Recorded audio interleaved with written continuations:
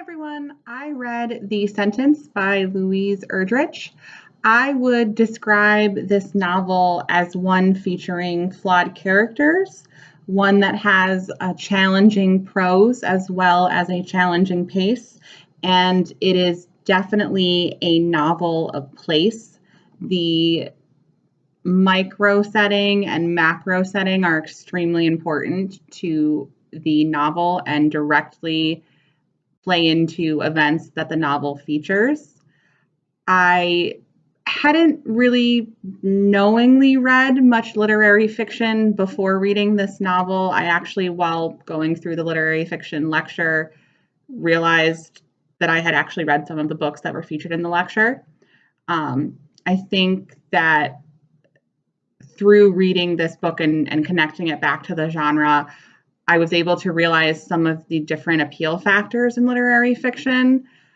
I had always looked at books in this genre as just being too smart for me, but I could never really describe what that meant.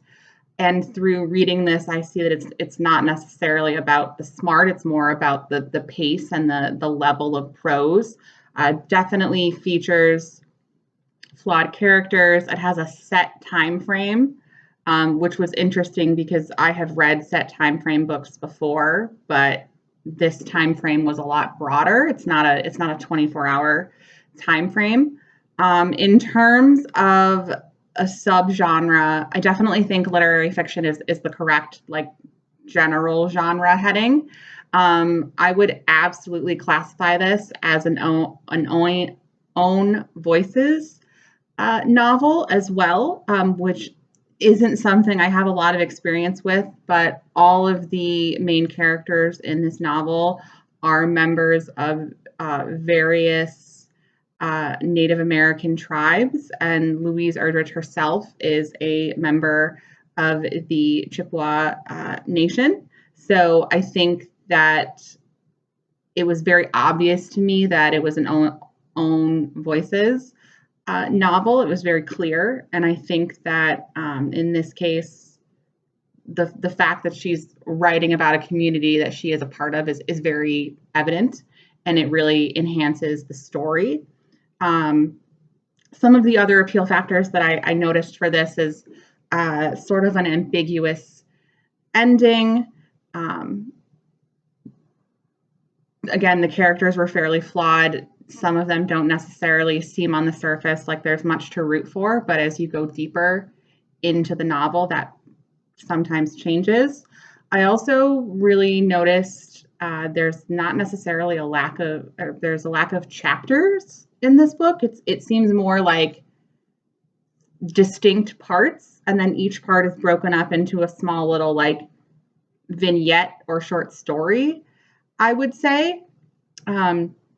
In terms of other novels that are similar to this, I would recommend Sycamore by Bryn Chancellor in terms of literary fiction with flawed characters, and This Town Sleeps in terms of own voices.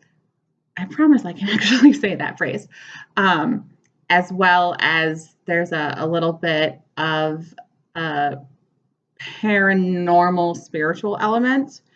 I found this book to be very interesting.